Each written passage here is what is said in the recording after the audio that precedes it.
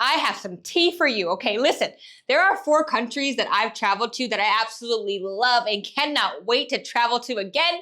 And then there's one. There's just one country that every time I go there, I have this crazy experience. And so I'm never going there again. The country is...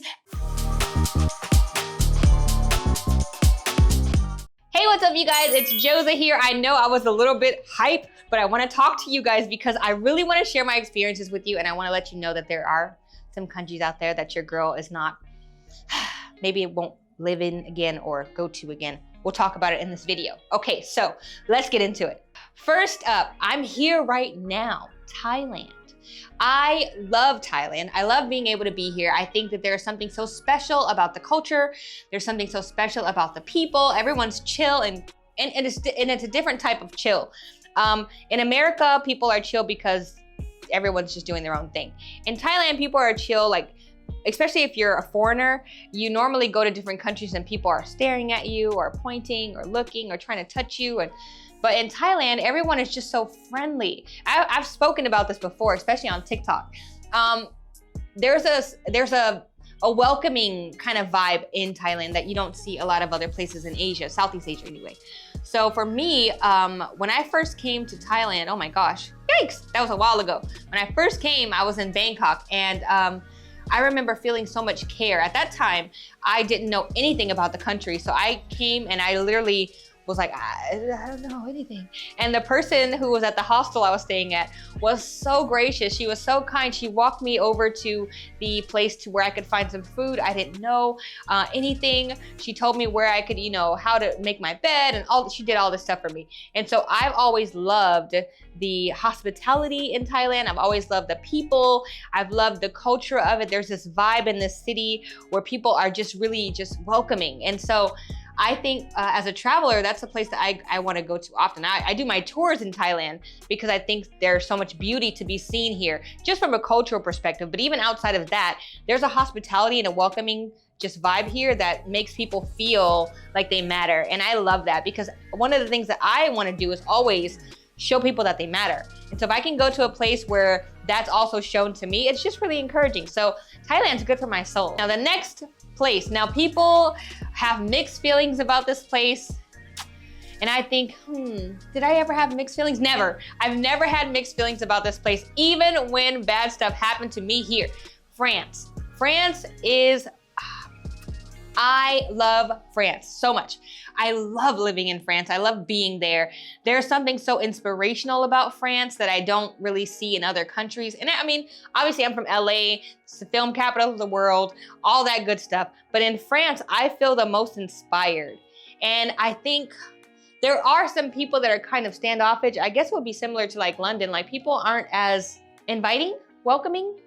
And if you're from the UK or, no shade. But what I'm saying is I feel like if I get on a tube and I go and I'm in London and I get on the tube, it'll be really, really rare if someone talks to me if I don't talk first.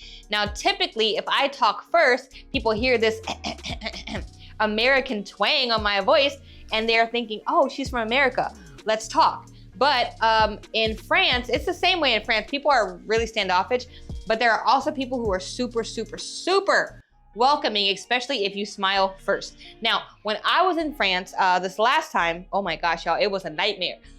We'll have to do a story time.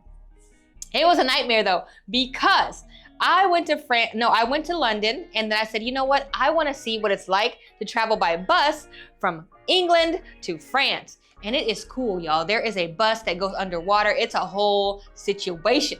And so I went. I'll have to share this video with y'all. I went and I did that, and it was incredible. However, what happened was I was on the bus, minding my own business, just talking to the bus driver. There's a whole story to it. We're not gonna get into it. Anyway, what happened was when I got off that bus and I'm hanging out at the bus station, I start getting texts on my phone. This is Elvis, y'all. I started getting texts on my phone. Y'all know what the text said? The text said, girl, your card is being used all over Paris. What? Someone had stolen my credit card. Someone had stolen, I got robbed, y'all. I got swindled, bamboozled in France. And I didn't know what I was gonna do. I didn't have they stole my whole wallet, so it had everything. Thankfully, it didn't have my passport. Now, one of the bus drivers helped me. I'm so grateful for this man. He helped me. He got me to my Airbnb. He gave me some money. He made sure I was fed, I was okay. And then he went on his way. And we didn't really keep up after that. But there's something special about people that just kind of jump in to help you. And I feel like I've experienced that a few times in France. So people say bad things about France, but I love it. If you want to know that Rob story and we want to figure out who did it, maybe y'all can help me figure out what happened. This can be like Joza the Explorer 2.0. Type it in the comments. I want you to type in the comments, help, and then I'm gonna look and I'll make a story time for that because that was crazy. I never found my wallet, y'all. I sure did not. I don't know who did it, but I have some ideas.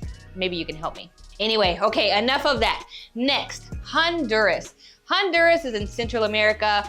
I went there and oh my gosh, it was such an incredible country. People don't really think about Honduras. It's next to Guatemala and El Salvador, and it's beautiful. There's so many beautiful things to see in Honduras, but also the people there are so genuine, so kind, so welcoming, so loving. There's a friend that I have, she took me in and I remember she found out that I liked mashed potatoes. And she went and she made mashed potatoes for me from scratch just because she wanted to celebrate me. I went to Honduras during a really difficult time in my life, very difficult time. And I needed friends. And this was years and years ago. We still keep in contact. I still ask about her mom. Her mom still asks about me. And I think that when I went to Honduras, I met family there. Glenda is my family. I call her my little Glendita. She was the one helping me translate things that I didn't know. She was helping me with the relationship that I had there. I met an amazing man there in Honduras. He was incredible. And I really saw what love and family was in Honduras. The way that people love their family there is incredible. There's a selflessness there that I had never encountered before. So I will always support Honduras. I will always support it because I believe that there's a love and a reverence for family there that I have never seen in the States from where I'm from. So Honduras is hands down. I will always go back. I love it there. It's a beautiful country. They have beautiful people. They have amazing food. The pupusas there are amazing. So Honduras, 2 thumbs up. All right, y'all, the fourth country, number 4. Y'all know me, I taught here for 4 years. I lived here, South Korea. I will always go back to Korea. I absolutely love the culture. I have so many friends in Korea. I love it there. So I don't think I could ever, and Korea is such a big part of my story in terms of kind of the shift for me and just growing up. It came at a very vital time in my life where I was growing and turning into a woman. And I think, I met so many people there. I learned so much about myself there that Korea will always be a part of my story. And now it's crazy because years ago I went there not even sure of myself or what I'm doing, and now I get to lead these amazing South Korea tours where I get to introduce other women to Korea and the beauty of that. So I think Korea, the food is amazing, the people are awesome most of the time, and I think there's a boom in the entertainment that we don't have in America. There's a purity to the entertainment. I don't always want to see people tonguing each other down or doing all this stuff. In America, that's just like cultural. Just have people doing this and doing raunchy stuff on film. I get it, whatever. But sometimes I just want like something wholesome that just makes me like feel giddy, like, oh. And I can get that from Korean dramas, or I can get that from K-pop, or just Korean entertainment in general, not even just those genres themselves. So I think there's a special place, like maybe right here in my heart for Korea, like just little. And so Korea will always be a part of my life, and it'll always be a story that I'll tell, that I love the country. And I think that as I'm watching it evolve, I'm so excited and I love it more. All right, y'all, the time y'all been waiting for. The country that I will probably never go to again. Now I have to be honest, it's a little bit of a lie because I don't hate the country. I don't hate this country, and I don't think that I'll never go there again. However, what I will say is that I'm gonna use extreme caution when visiting this country again. And this could change when I visit more countries. I lived in China for 4 years and I learned Mandarin. China is such an interesting place.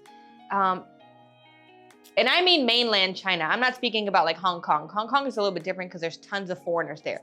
But I mean mainland China. It might have evolved since I've lived there. But when I lived there, the amount of prejudice and racism I felt was a lot. And because of that, it kind of is one of those things where you're like, ooh, if I go to China, I know I'm gonna deal with this. Do I feel like dealing with that today? Nah. That's kind of how it is, where it's not like there was anything specific that was like, okay, they did this, so I'm never going back. It's not a matter of not going back because I don't think, and this is even for South Korea, I'll be honest, I don't think I could ever live in South Korea or China again. Live there. And that's simply because I like to go where I am celebrated. I, meaning myself, meaning who I am as a whole, meaning my skin, my melanin, my mind, whatever. And I think, although South Korea is amazing, they're still not at a place where they celebrate all beauty types the same yet. And I mean, I guess it could be the same in America too. We're not celebrating all these other things, but I think we're more open, maybe. So for me, I know how that plays on my self-confidence. I know how that plays on my mind.